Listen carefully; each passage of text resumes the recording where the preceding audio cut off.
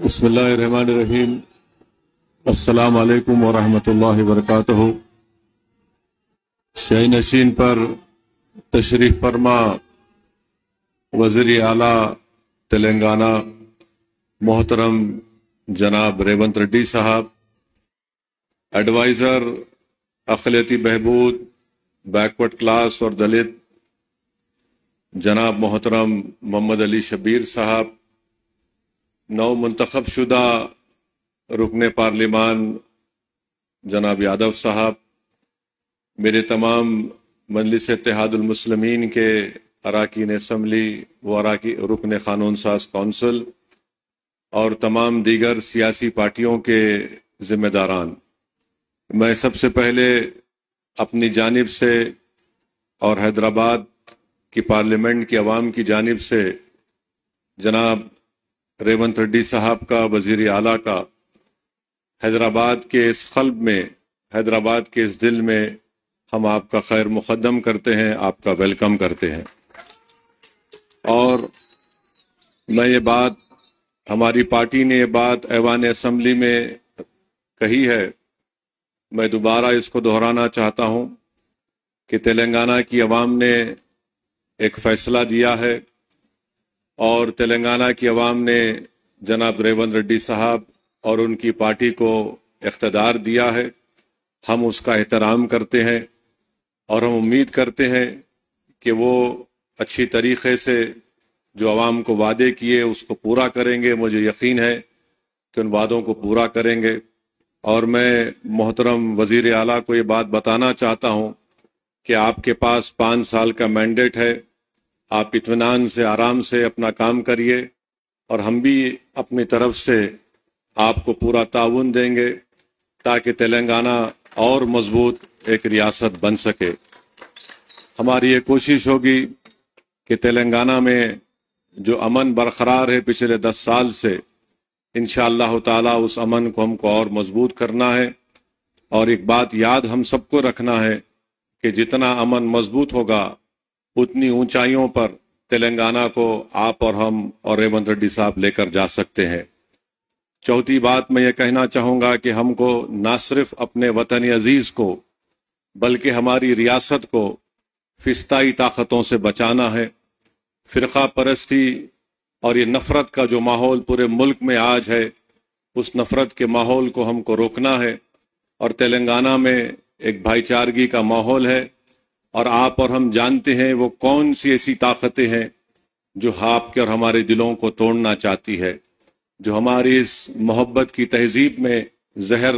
भरना चाहती है। तो हमको और आपको कोशिश करनी चाहिए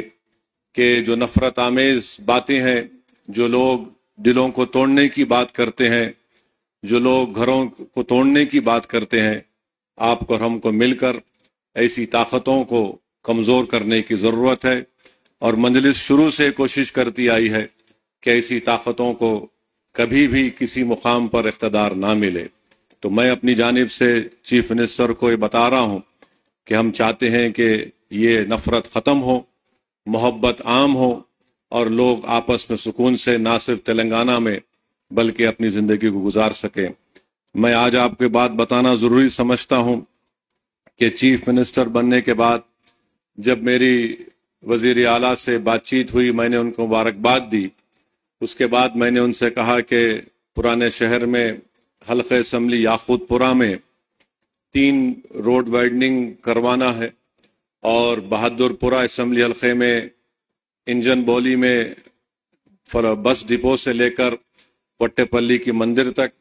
याकूतपुरा में शेख फैज़ कमान से डबिलपुरा ब्रिज, और दूसरा नागाबोली की रोड, और तीसरा याकूतपुरा बड़ा बाजार से मदरसा रहमानिया भवानी नगर की रोड। तो मैं सीएम ने मुझसे पूछा कि कितनी रकम की आपको ज़रूरत है। मैंने कहा ये 4 काम करने के लिए बहुत ज़्यादा रकम है की ज़रूरत है। अगर आप कम से कम 120 करोड़ रुपए दे देंगे तो ये काम शुरू हो जाएगा। तो मुझे 2 दिन के बाद सीएम ने फ़ोन करके बताया कि मैंने 200 करोड़ रुपए का जियो जारी किया, सर साहब आप ये रोड वाइडनिंग का काम करवाइए। तो मैं चीफ मिनिस्टर साहब का शुक्रिया अदा करता हूँ। फिर जब ये प्रोग्राम बन रहा था आज का इफ्तिताह करने का, تو میں نے چیف منسٹر سے کہا کہ میرالم کے پاس ایک STP ٹینک کا بھی انوگریشن کرنا ہے، تو میں نے ان سے گزارش کی کہ وہاں پر میرالم ٹینک کے اوپر ایک برج کی بہت ضرورت ہے۔ ہم لوگ تو نہرو زو سے آرام گھر تک ایک فلائی اوور بن رہا ہے، مگر یہ برج کی ضرورت ہے، تو الحمدللہ ابھی CM صاحب مجھے بتائے ہیں کہ انہوں نے اس کی ٹیکنیکلی منظوری دی ہے، اور انشاءاللہ تعالی وہ برج کا بھی عنقریب میں حکومت کی طرف سے اس کو منظوری مل جائے گی۔ میں چیف منسٹر صاحب کا شکریہ ادا کرتا ہوں، اور راستے میں نے CM کو بتایا کہ ہم کو یہاں پر جو حیدرآباد شہر ہے، حیدرآباد کا دل یہ علاقہ ہے، یہاں پر ہم کو عثمانیہ ہاسپٹل ایک نیا بنانے کی ضرورت ہے۔ تو میں پھر سے CM صاحب کے درمیان میں، عوام کے درمیان میں کھڑے ہو کر آپ تمام کی طرف سے یہ گزارش کروں گا کہ عثمانیہ ہاسپٹل کی ایک نئی بلڈنگ بنائی جائے، اور جو جیل ہمارے پاس ہے چنچرگوڑا کی جیل، وہ اب شہر میں آ چکی ہے۔ اگر حکومت اس کو شہر کے باہر کسی جگہ پر منتقل کرے اور اس جیل چنچرگوڑا کی زمین کو وہاں پر KG سے PG کیمپس ایک بنائیں گے، تو اہلیان حیدرآباد کے پارلیمانی حلقے کے لوگوں کو ایک بہت بڑا اس سے فائدہ ہوگا، اور ہمارے اس پیٹلا برج پر ایک سٹی آرم ریزرو ہے، اس کو بھی شہر حیدرآباد سے باہر اگر لے کے جائیں گے تو زمین کو بھی آپ استعمال کر سکتے ہیں۔ تو یہ میں امید کرتا ہوں کہ چیف منسٹر اس پر غور کریں گے۔ اور آخر میں چیف منسٹر صاحب، آپ نے DSC کا اعلان کیا، میں آپ کا شکریہ ادا کرتا ہوں۔ اردو میڈیم کے پوسٹ کو اگر آپ ڈی ریزرو کریں گے تو اس سے جو بچے اس ڈی ریزرو اگر نہیں کریں گے تو کئی پوسٹ خالی جائیں گے۔ جو کانسٹیٹیوشنل پروویژن ہے اس میں ریزرویشن کرنا پڑتا ہے۔ حکومت کے پاس ایک اختیار ہے کہ اس کو ڈی ریزرو کرے، تو جو دوسرے بچوں کو بھی اردو میڈیم پوسٹ کا فائدہ ہوگا۔ اور آج چیف منسٹر حلقہ اسمبلی کاروان میں 20 کروڑ کی لاگت سے ایک ٹیمرس کے اسکول کی بلڈنگ کا بھی افتتاح کیے، میں اس کا بھی شکریہ ادا کرتا ہوں، اور ہم وزیر اعلیٰ سے امید کرتے ہیں کہ آپ ان تمام کاموں کی طرف آپ نظر ثانی کریں گے۔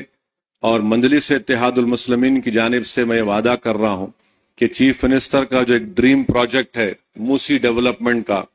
آپ اس میں جہاں کہیں بھی آپ کو ہماری پارٹی کی ضرورت پڑے گی، ہم بھی چاہتے ہیں کہ